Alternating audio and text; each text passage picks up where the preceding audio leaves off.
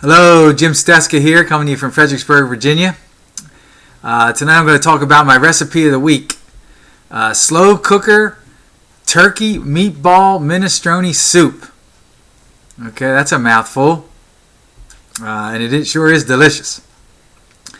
Okay, this is how I made it. First thing you want to do is make your turkey meatballs. Okay, now I didn't do this, but I would suggest after having made this recipe to maybe make the turkey meatballs the night before and put them in the refrigerator. The original recipe, which actually comes from, what is this, the Real Mom Kitchen, okay, is where I found the recipe online. Just Googled it and found it. But it calls for frozen meatballs in a package. But I looked at the frozen turkey meatballs. Actually, I was in BJ's the day before I made this soup, and the sodium content is just way too high. So I decided to make my own turkey meatballs.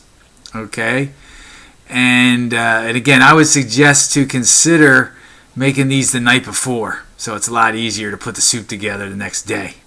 Okay, if you have the time, that's what I would have done, but I didn't do that. I made it all at once. Okay, for the turkey meatballs, I took a pound of ground white turkey. Okay, it's 99% fat-free, great source of protein. Okay, put in 1 egg, a quarter cup of Parmesan cheese, a quarter cup of flaxseed meal. Now I substituted that for what people usually use, breadcrumbs. So, in any recipe that calls for breadcrumbs, I've actually been substituting with ground flaxseed meal. A lot better for you. It's an essential omega-3 fatty acid nutritional product. And if you've never had it, it's good to sprinkle in yogurt, cereal, those types of things. And like I said, I've been using it in place of breadcrumbs. Put in a quarter cup of fresh parsley cut up. 1 clove of garlic. Now I use garlic that's in a jar that's already minced. I just take a couple spoonfuls, and that's kind of a clove of garlic. I love garlic. I put garlic in just about everything. Okay, some fresh ground pepper. Okay, and mix all that up. Okay, I actually mix it with my hands and kind of rub it all in together till it's nice and mixed up. Okay, now I don't use any salt. Some people might want to put salt in there. I don't use any salt. Okay, because sodium content in food is there's plenty of sodium content in all the foods that we eat. And if you add it all up, usually we take in more sodium than we should, even without adding salt to anything. So any canned goods, I try to buy no salt or low sodium if I can't find no salt. Okay, sometimes I have to buy something that I can't find low sodium or no salt, but that's only occasional. Okay, so you mix those together and shape into small meatballs. I'd say about a 1/2 inch diameter, maybe 3/4 of an inch, somewhere in there, diameter meatballs. Okay, this is pretty tedious. It is pretty tedious to shape those meatballs. The recipe I put together made about 45. I think I counted about 45 to 50 meatballs, small meatballs, something like that. Okay. I want to make sure I didn't forget anything. No, that's all the stuff that I put in for the meatballs. Now, what you want to do is take a saute pan, spray some non-stick spray in the pan real good. Okay, so nothing sticks, and go ahead and saute your meatballs. It took me about 10 or 15 minutes to saute the meatballs real good, brown them real good, and that sort of thing. They probably weren't. They might not have even been all the way cooked through. Doesn't matter. They were going to be in the soup for a good 8 to 10 hours, or 6 to 8 hours. I think it calls for anyway. Okay, so they'll be well cooked when they're done. Now, if you don't want to make your own turkey meatballs, you could use frozen turkey meatballs or regular meatballs, whatever for this recipe. Again, if you want to be healthy, the healthiest way to do it is to do it with the ground white turkey and make your own. Okay. Now for the soup, what you want to do is add 3 cans of no salt diced tomatoes. I just buy the great value kind from Walmart. Okay, we're going to look at the paper here so I don't forget anything. An 8-ounce can of no salt tomato sauce. Again, I use great value for that.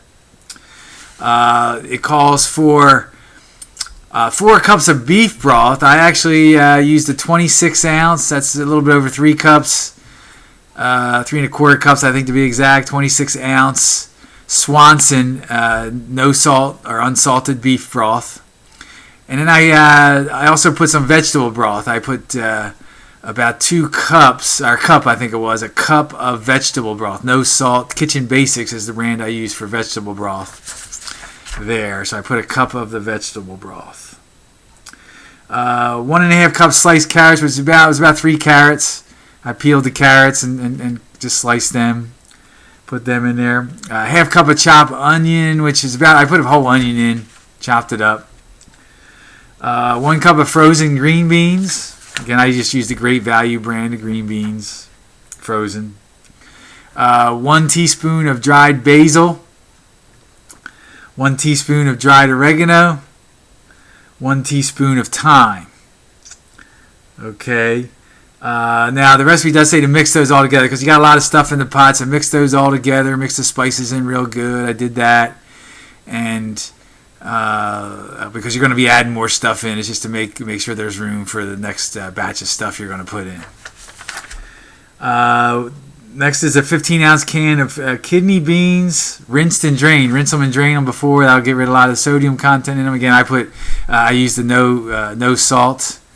I'd use the light red kidney beans, no salt added, and rinsed and drained those. Also, a 15-ounce can of garbanzo beans. I use the Bush's Best kind. That's the only kind I could find with lower sodium garbanzo beans. Bush's Best, I think they're called. Okay, rinsed and drained those as well. Okay, and then the meatballs. Okay, and then throw the meatballs in there. And mix it all together real good. Okay, so it's pretty easy. After you make the meatballs, it's pretty easy to throw all that stuff in the slow cooker and put the lid on. Cook it on low. And I did cook it for about 8 hours. Okay. Now, an optional thing that I didn't put in, you could put in elbow macaroni or some kind of small macaroni. Okay, well, I knew the carbohydrate content was going to be fairly high anyway. I think it's 60 grams of carbohydrate per serving. This recipe, for me anyway, my type of servings, and I use big bowl servings, big glass bowls. What I do is I take my soup that I make on Sunday and I eat it about 3, maybe 4 times sometimes for lunch during the week, and I put it in these glass containers. And one thing about that, and I'll make another video on this particular topic, glass containers versus plastic containers. Better to use glass containers than plastic containers, especially if you're going to be reheating things in them. Because there is research evidence indicating that when you heat plastic, the chemicals from that plastic can and do leach into your food, which of course can't be good for you. Okay, and that's impossible with glass. Okay, so you want to, if you have a lot of plastic, you use a lot of plastic to reheat things. And again, I'll talk more about this in particular. You probably want to consider using glass. Do some research anyway, like I did, and I think you'll be convinced. Okay, so yeah, 6. You could use the pasta. If I were to put elbow macaroni, I would put what's called a Dreamfields elbow macaroni.